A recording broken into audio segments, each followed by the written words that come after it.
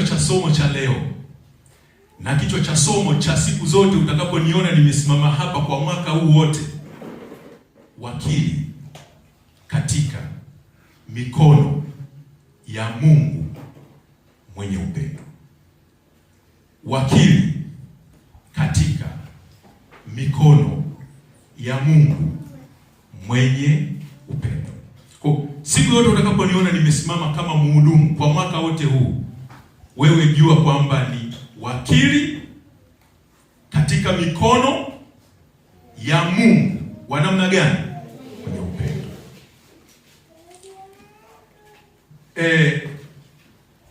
Wakili kwa tafasiri ya kikanisa ni tofauti na tafasiri ya Kiingereza tuliyoizoea ya advocate. Wakili tunayemwongelea ndani ya kanisa, hatuongelei mtu aliyebobea katika masuala ya sheria. Kuna utofauti kati ya steward na advocate. Kwa hiyo ukisikia tunasema wakili ndani ya kanisa, hatumaanishi yule aliyesoma sheria, mbobezi wa mambo ya sheria, ambapo tunakutana naye, tunaongea naye, anatushauri kwa mambo ya kisheria. Wakili huyu tunayemwongelea ndani ya kanisa, kwa maana nyepesi ya kibiblia na muktadha wa kanisa la Waadventista wa Sabato, ni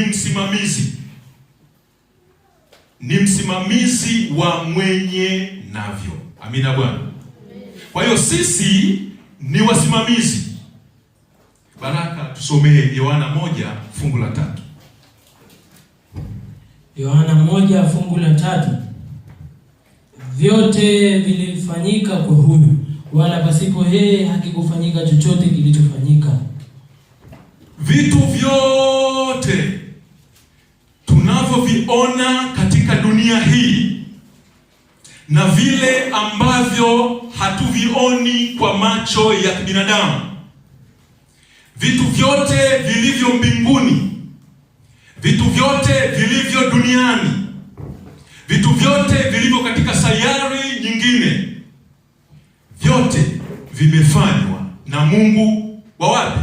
Wa mbinguni.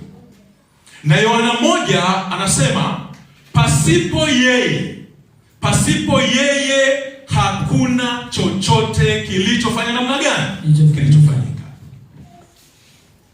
Kwa maana nyingine, bila yeye sisi binadamu tusingalikuwepo. Bila yeye mimea, wanyama, wadudu, magalaksi, vyote hivyo visingalikuwepo. Lakini kwa sababu ya yeye ambaye ni Mungu mwenye upendo, vitu vyote tunavyoviona vilifanyika. Yeye ndiye aliyevifanya. Amina Bwana. Kwa hiyo vitu vyote tunavyovifanya katika dunia hii, tunavyovipata, maendeleo na mafanikio mbalimbali tuliyo nayo, yale yote yanayoaksi tabia na weledi na tabia ya Mungu, vyote hivyo chanzo chake ni Mungu wa wapi? Wa mbinguni. Yohana 3:16 inasema, Yohana 3:16, kwa maana jinsi hii Mungu aliupenda ulimwengu hata akamtoa mwanawe pekee, ili kila mtu amwaminie asipotee, bali awe na uzima wa milele. Mungu wetu muumbaji, Mungu wetu mwenye upendo, ambaye anatushikilia maisha yetu ya kila siku, ambaye anatuongoza kuyatenda yote tunayoyatenda, anasema kwa jinsi hiyo aliupenda ulimwengu. Baada ya kuupenda ulimwengu, akamtoa mwanaye pekee, ili kwamba kila yeyote anayemwamini asipotee, bali awe na uzima wa namna gani? Wa milele.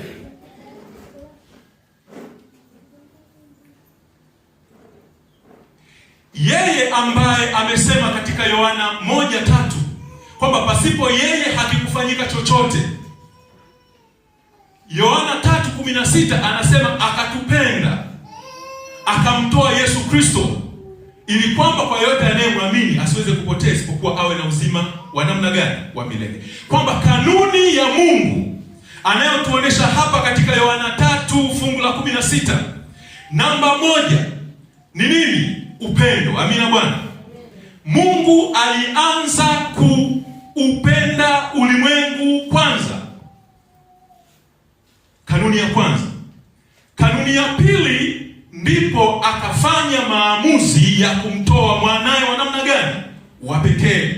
Kanuni ya uwakili ambaye mwasisi wake ni Mungu inatakiwa ianze na upendo. Baada ya upendo, basi inafuata namna gani? Kutoa. Wakili katika mikono ya Mungu mwenye upendo. Sisi sote tu mawakili wa siri za Mungu. Tuamini na tuwe na uhakika kwamba tumeshikiliwa na mikono ya nani? Mikono ya Mungu. Tuko katika viganja vya Mungu. Hivyo hatupaswi kuwa na hofu, hivyo hatupaswi kuwa na wasiwasi, hivyo hatupaswi kuwa na changamoto yoyote na mawazo. Tuamini kwamba katika mikono ya Mungu mwenye upendo, Mungu muasisi wetu, Mungu muumbaji, tuko salama mikononi mwake. Na kama tu salama mikononi mwake, tunapaswa kutenda kwa kutumia kanuni ambayo yeye ametupatia. 1, upendo. Sema upendo. Upendo. 1, sema upendo. Upendo. 2, kutoa. 2, kufanya namna gani? Kutoa. Hivyo katika maisha yetu ya Ukristo leo, kwa namna moja au nyingine, wakati mwingine tunagafilika, tunawahi na kukimbia kwa haraka kutoa, lakini upendo tunakuwa tumeweka namna gani? Kando. Tunatanguliza kutoa, alafu ndio tunawaza kufanya namna gani? Kupenda. Kama wakili waaminifu wa Mungu muumbaji, ambao yeye anatushikilia katika viganja vyake, katika mikono yake yeye mwenye upendo, kanuni ya kwanza ni upendo, inafuata kutoa. Hivyo mawakili wenzangu, leo hii ninapendekeza kwenu kuzitumia kanuni hizi. Ukianza kuwaza upendo kama ni mtumishi, mshahara umeingia, sivyo waridi? Wanatumiana message tayari. Kwanza kaa tafakari juu ya upendo wako na Mungu kwanza. Amina Bwana. Kaa kuwa na tafakari, usiwe na harara, yaani usisahau hicho kitu. Kaa tafakari. Baada ya tafakari kwamba Mungu muumbaji, Mungu wa upendo, umenitunuku na kunipatia hiki ambacho wewe ndio uliyepelekea nikakipata, ambacho wewe ndio uliyenisaidia katika maisha yangu yote, katika vikwazo vyote, katika changamoto zote, na umenipa hiki. Sasa nataka kukutolea.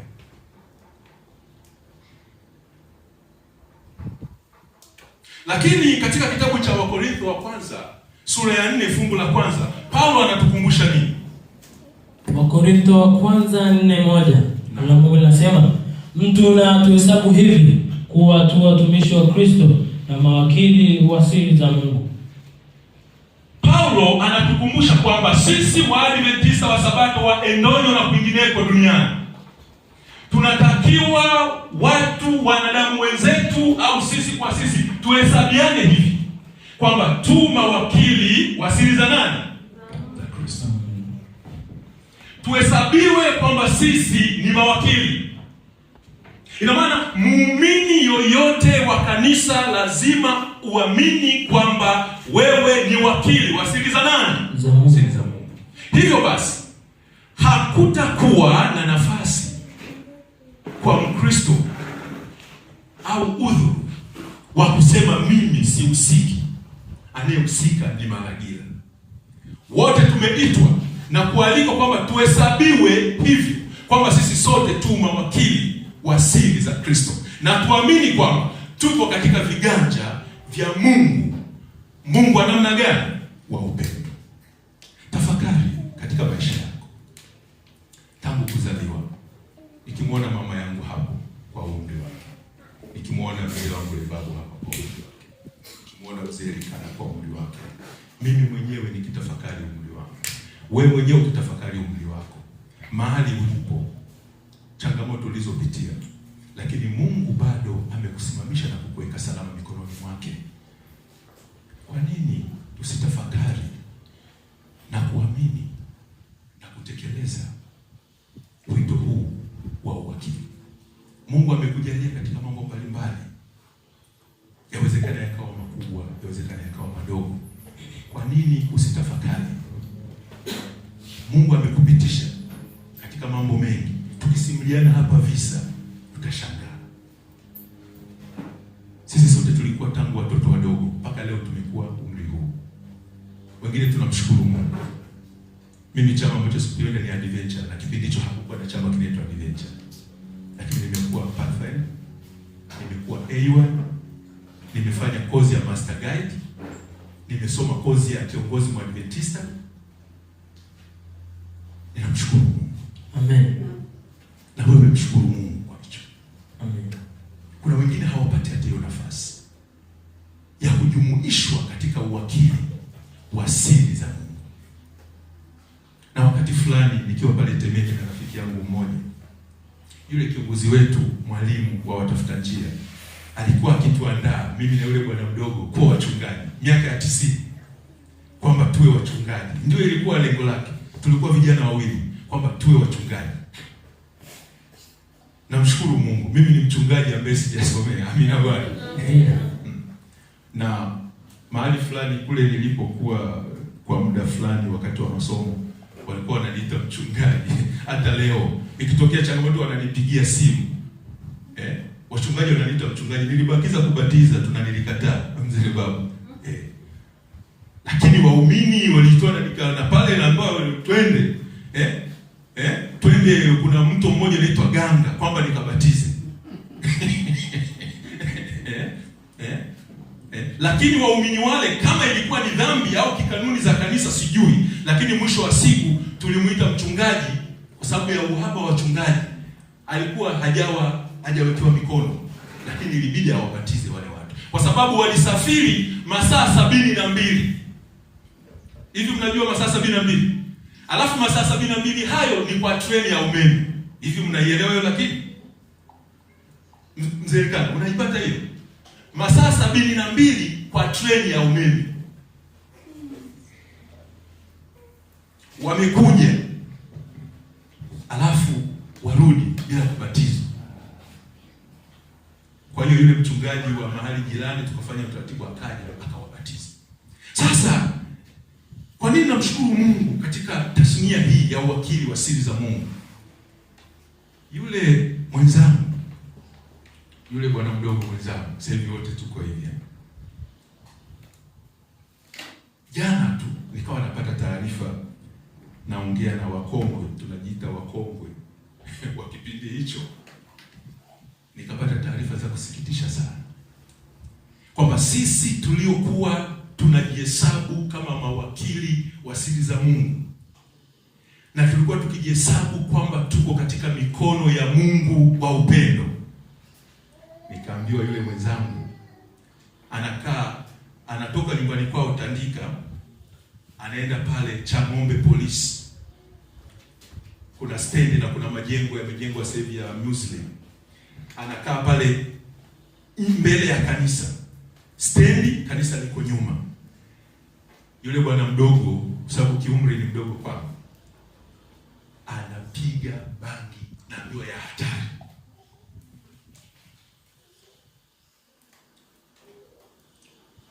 Alipigwa picha na mwenzetu mmoja, nikarushwa, siwezi nikaionyesha. Ni huruma. Kwa hiyo unapokuwa mikononi mwa Mungu mpaka leo, mzee Lebabu, unatumika, unaenda sijui wapi Tanga, unaenda sijui wapi kule Minjingu, unaenda wapi, unatakiwa kumshukuru Mungu na kushikilia uwakili wako, kwa sababu uko katika mikono ya Mungu wa namna gani? Kwa upendo. Lakini nikasema kwa sababu Mungu wetu ni Mungu wa upendo, tukasema yule mwenzetu tutamtafuta tuweze kukumbushana, ili ikiwezekana kwa neema ya Mungu arudie wito wake wa uwakili, kwa sababu Mungu wetu ambaye tuko katika mikono yake ni Mungu wa namna gani? Ni Mungu wa upendo. Kanisa lina mikakati mingi kwa mwaka huu, mawakili wenzangu, na mipango yote ya kanisa mpaka leo nadhani haijapitishwa, sio? Tutarajie sisi kama mawakili waaminifu wa siri za Mungu, mipango yote ya kanisa hili inamuhusu kila mmoja wetu. Amina Bwana. Kwa hivyo basi, kila aina ya mpango utakaoletwa na kanisa mbele yetu, tuupokee mpango huo, na kwa sababu tunaamini kwa imani kwamba tuko katika mikono ya Mungu mwenye upendo, tuamini kwamba Mungu atatusaidia kwa neema yake. Tutasonga wapi? Na ikitokea swala la majengo likafeli, likashindikana, ikitokea idara ya watoto ikakwama, ikitokea kwaya ikakwama, ikatokea watafuta njia wakakwama, ikatokea wazee wa kanisa wakashindwa, ikatokea mashemasi wakashindwa, maana yake ni kwamba tutakuwa tumetangaza sisi sio mawakili wa siri za nani? Wa siri za Mungu. Upendo ukatawale, upendo ukawe nguzo miongoni mwa sisi mawakili wa siri za nani? Wa siri za Mungu. Wafilipi 2:14. Wafilipi 2:14, la Bwana anasema, yatendeni mambo yote pasipo manunguniko wala mashindano. Mawakili wenzangu wa siri za Bwana, kwa sababu tuko katika mikono ya Mungu wetu wa upendo, tukayatende mwaka huu mambo yote pasipo moja nini? Manunguniko. Pasipo nini? Manunguniko. Mkuu wa majengo atakaposimama na kutupatia mwelekeo wa kanisa juu ya majengo, tukayatende masuala ya majengo pasipo namna gani? Manunguniko. Kama ni mwanafunzi, kafanye kutokana na wanafunzi wako. Kama ni mtoto, kawe wakili kutokana na utoto wako.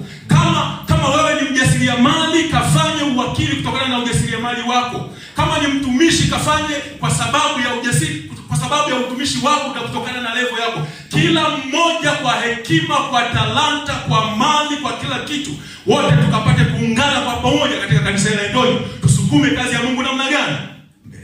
Amen. Na anasema Biblia Kiswahili inasema pasipo nini pia? Manunguniko na nini? Wala mashindano. Sasa Kiswahili kimebana.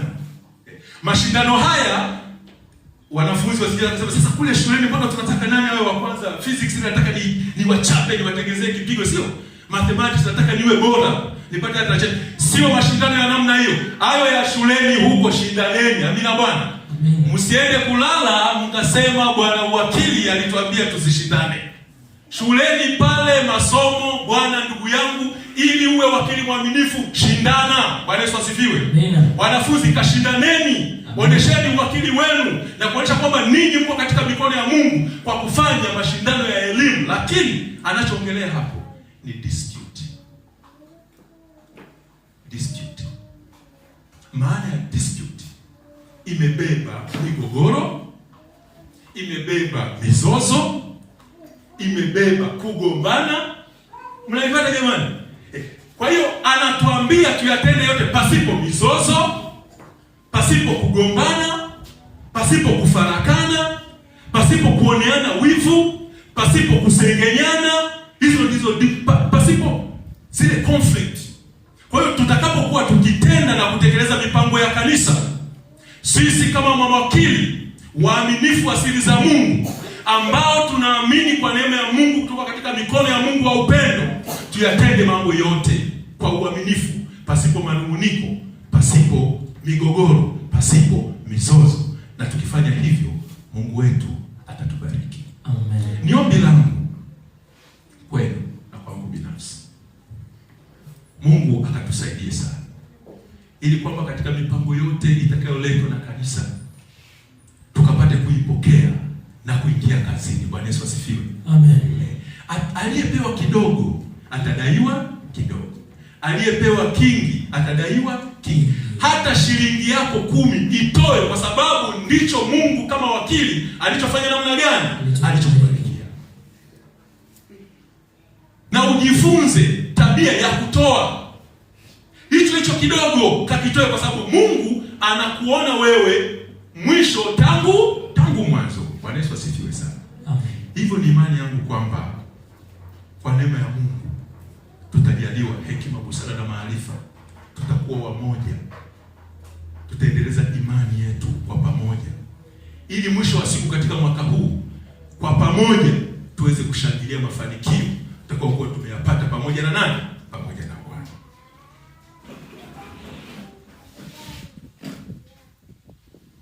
Kuna wengine katikati, mawakili wenzangu, wanaweza wakafika mahali wakataka kukata tamaa. Wengine wao inafika katikati, mtu anaweza akaamua kuacha kazi. Watenda kazi wenzangu, ungeweza akaamua kujiondoa kwenye baraza la kanisa. Lakini kuna mtu mmoja alitunga wimbo na ukaimbwa na Kinondoni, Gideon Kasozi. Alitolea kisa na mfano wa shemasi, lakini shemasi ni kila muumini miongoni mwetu. Alisema, nikiwa shemasi mwema, wangapi wanaelewa? Tuimbe kwa pamoja. Nikiwa shemasi mwema, nitapewa thawabu. Nikiwa shemasi mwema, nitapewa thawabu. Nikiacha ushemasi, mbingu sipati. Nitahimiza wenzangu kwa kuwatembelea. Wasiporudi zizini, nitawarudia. Ukiacha kazi ya ushemasi, ukiacha kazi ya uumini, ukiacha kazi ya kuongoa roho, ukiacha kazi ya kuimba, ukiacha kazi ya ukuu wa majengo, ukiacha kazi ya uinjilisti, wanakwaya hawa, sio mimi, walisema mbingu unaweza usisafiri namna gani? Usipate. Nyie wanafunzi, mkiacha nyimbo zenu mnazoimba pale na humu ndani. Juzi nilipita, niliwasikia, ninawafuatilia kimya. Mimi wanamfukuza mwizi kimya. Juzi niliwafuatilia hapa, nilisikia mko kwenye darasa fulani huku karibu na barabara mnaimba. Kweli au si kweli? Nilimshukuru Mungu, baada ya kuzunguka upande wa pili nikaona wengine wako pale wamepiga magwanda ya scout. Yaani sikuwa na wakumwambia, lakini ndani ya moyo niliwaombea. Mungu awabariki. Fanyeni kazi hiyo. Mawakili wenzangu, twende pamoja kwa kazi ya Bwana. Mungu awabariki sana na abariki neno katika jina la Yesu. Amen.